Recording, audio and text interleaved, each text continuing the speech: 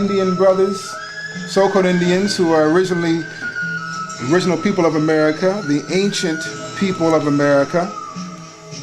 What you have been taught is that you're the 12 tribes of the nation of Israel, and that the blacks in America are your people. This is one book by a white man named William Lorenz Katz, Black Indians, a hidden heritage.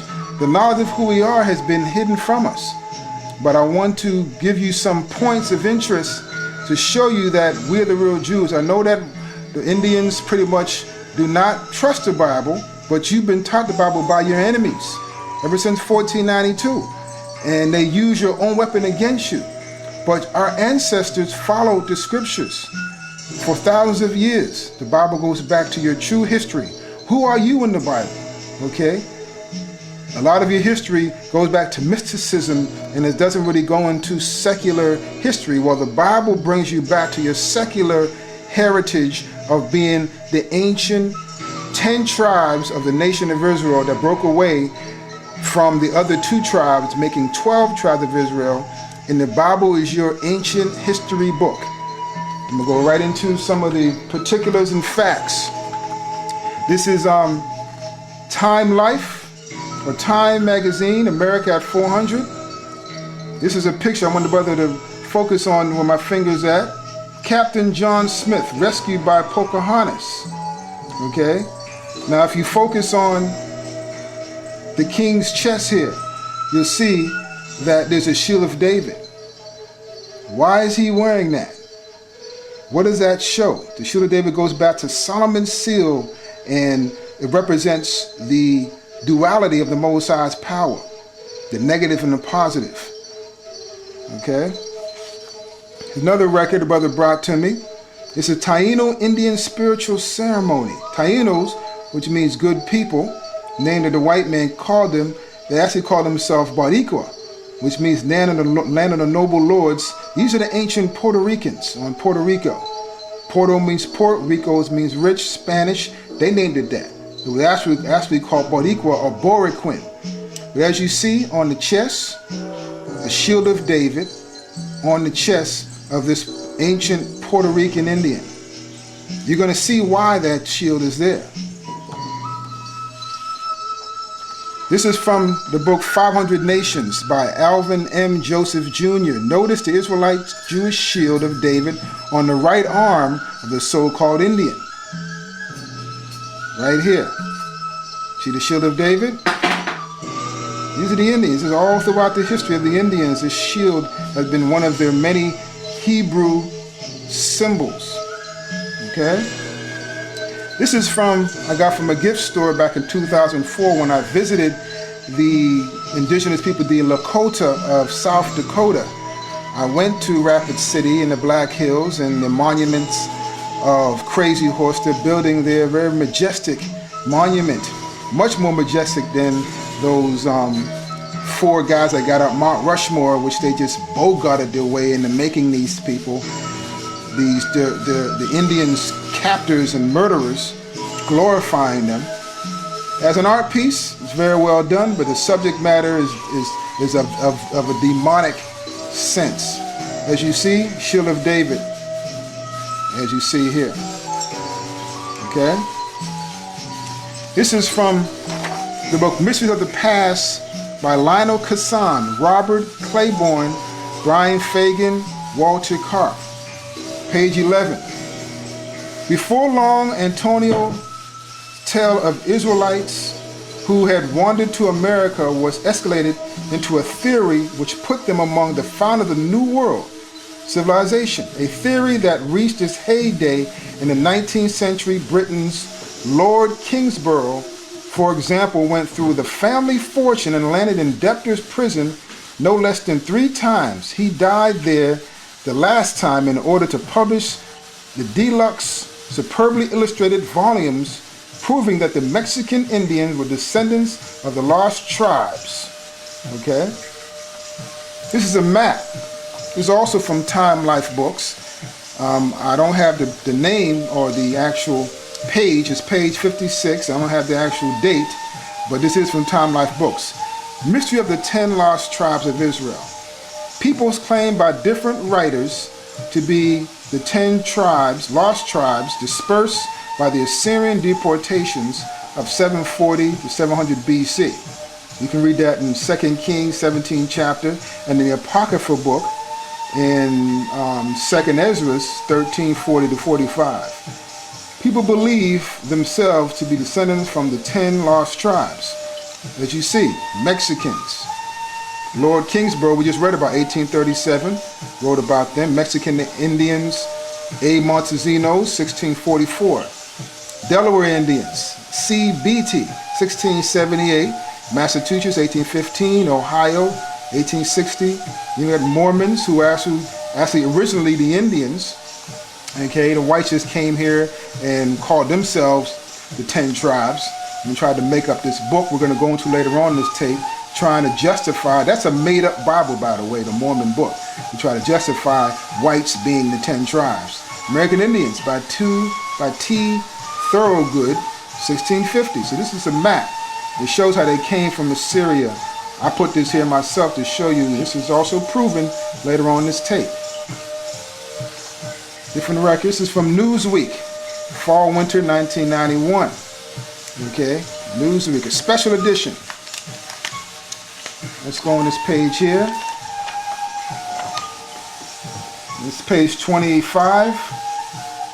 Until the 1890s, archaeologists refused to believe savage hordes were capable of such undertakings. Some scholars thought they were built by stray Vikings, even a lost tribe of Israel. So they were debating who built these structures that you see throughout the Americas. I'm going to show you later on in this tape. The ancient castles that were throughout the Iroquois nation. I'm going to show you there were proof of castles throughout these nations. This is one magazine where they found records that the mound builders, they just couldn't believe the Indians did it, but they did do it, okay? Because these were the Israelites. U.S. News, America Before Columbus. Okay, let's go in here, what the scholars are saying. Other 19th century writers speculated that the mound builders were stray Vikings, Phoenicians, or lost tribe of Israel. Obviously intelligent people who were annihilated by Indian savages. See, they're trying to tell you that, they're trying to lie to say whites probably came by white Jews and the Indians killed them, but the white Jews, these were actually the Indians themselves, as you see. These are the Israelites. The white men did not come here and drop some intelligence on the Indians and now they just adopted it. They're trying to say that any presence of Jews around the world must have been whites that came there and taught them. That's a lie, because there's no evidence. Where's the evidence of the white man doing this and doing that, having this influence around the world? Okay? Doesn't make sense. This is from Omni Magazine, page 16, from the Dig section. Okay? Did Jews discover the New World?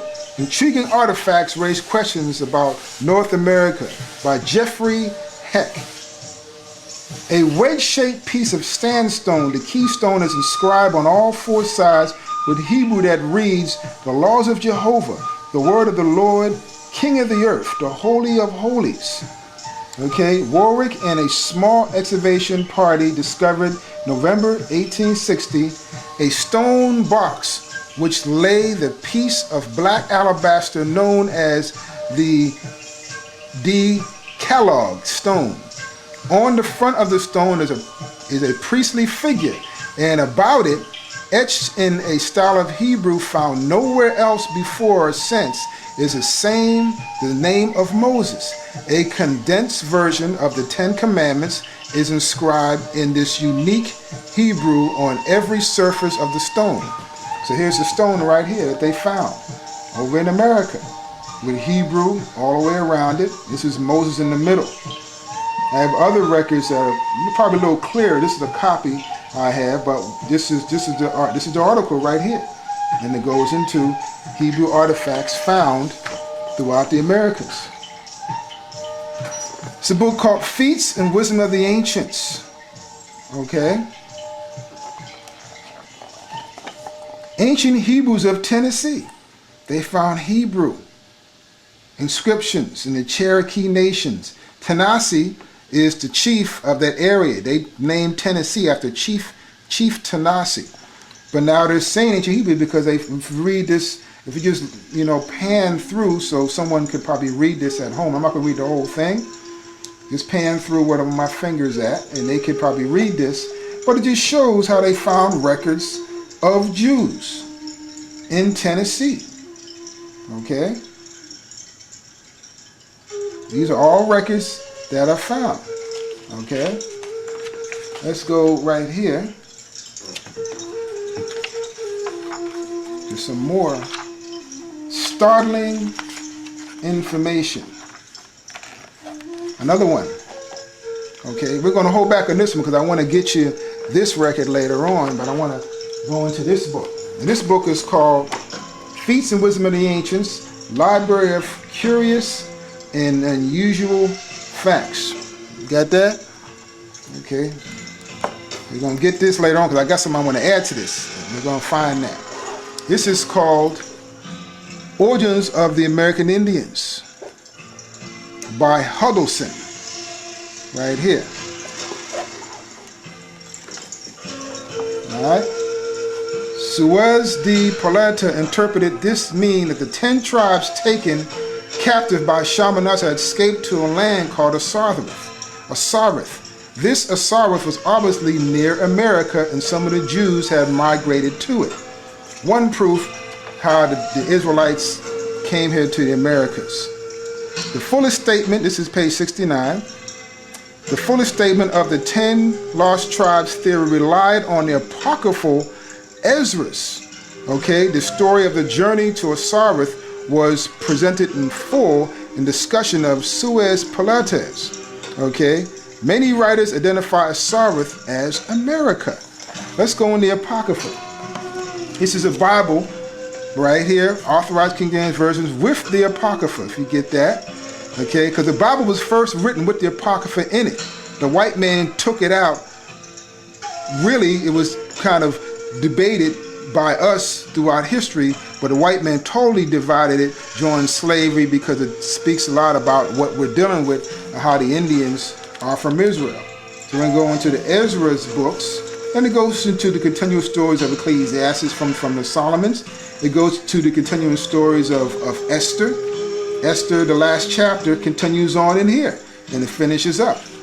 Okay, so this is 2nd Ezra 13 and 40 to 45.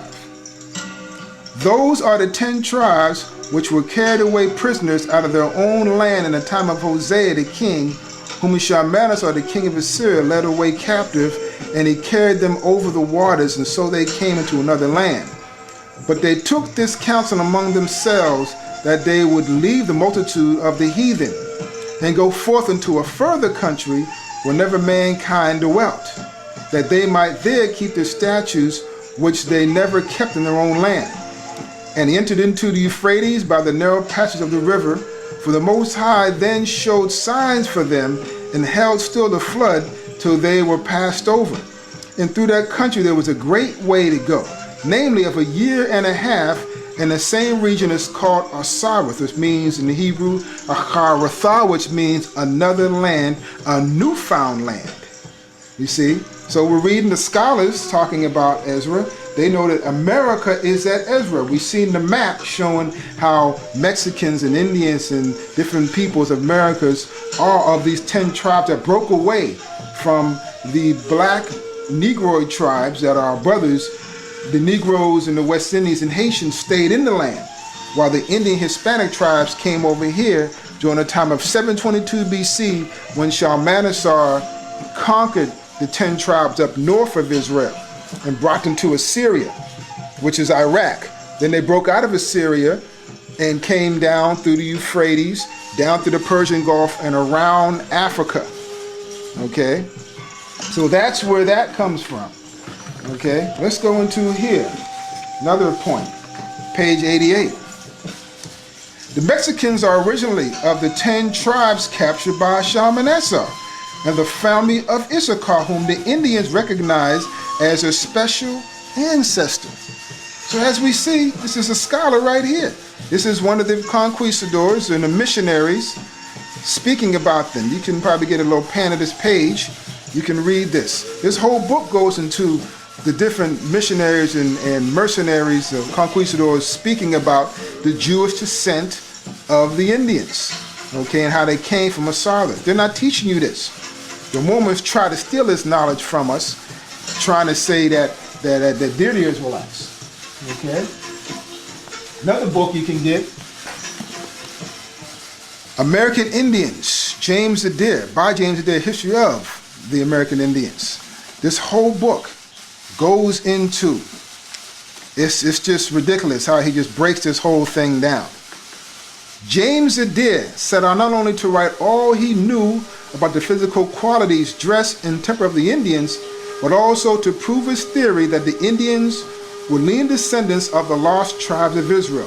This descent, Adair writes, I shall endeavor to prove from their religious rites, civil and marital customs, their marriages, funeral ceremonies, manners, language, traditions, and a variety of particulars.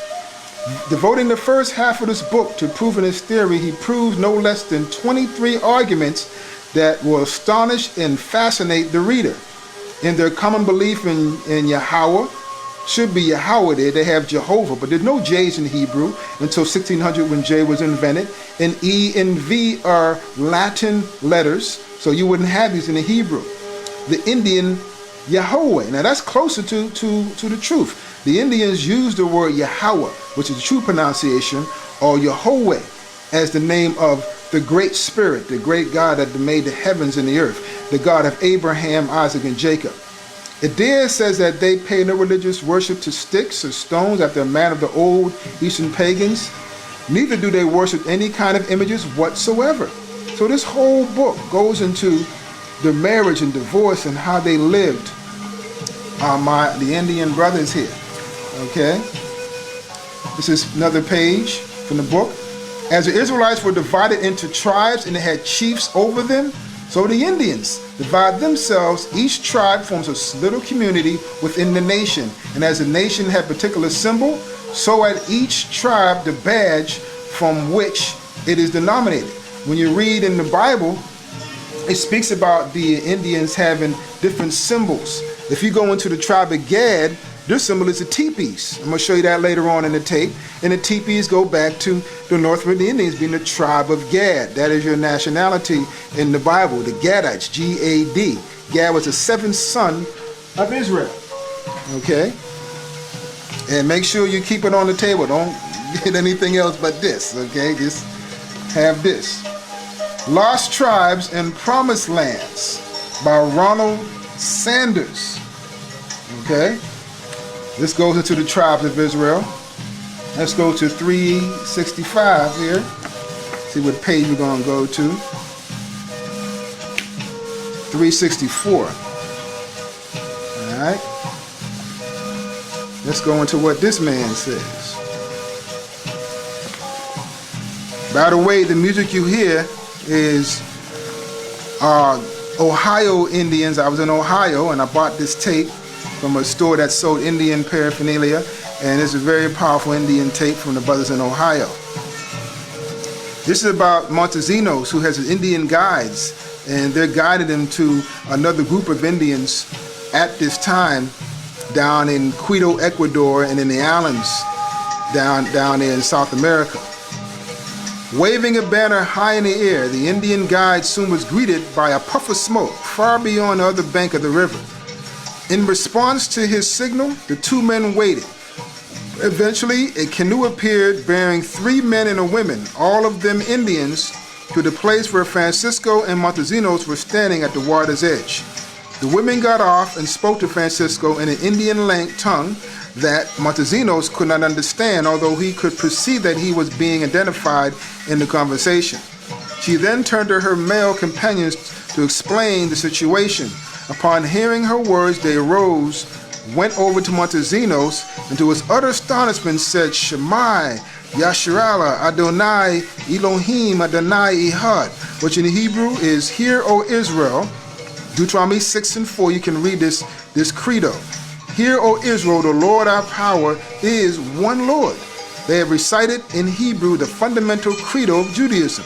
Like I said, Deuteronomy, in the 6th and 4th chapter, they were speaking Hebrew. The God of these children of Israel is the true God. See, this whole book goes into the Israelites being the Hebrews. Where are they at? Quito. Quito is the capital of Ecuador. So they had came through the islands, you see, and found out this truth of these people. In a brief conversation, they ensued that their common ancestral language, according to Montesinos, whose fluency in it is almost as perplexing to the reader of this narrative as it is of that of three mysterious new companions. They told him that they were themselves of the tribe of Reuben, and that the tribe of Joseph lived on an island nearby. So who's Joseph? Puerto Ricans and the Arawaks, the Caribs. That would be the Puerto Ricans and Cubans and the people around them today who are descended from them. They're the tribe of Joseph, of the sub-tribes of Ephraim and Manasseh, who are grandsons of Israel. But they're one tribe, the tribe of Joseph, the 11th born son of Israel. Okay?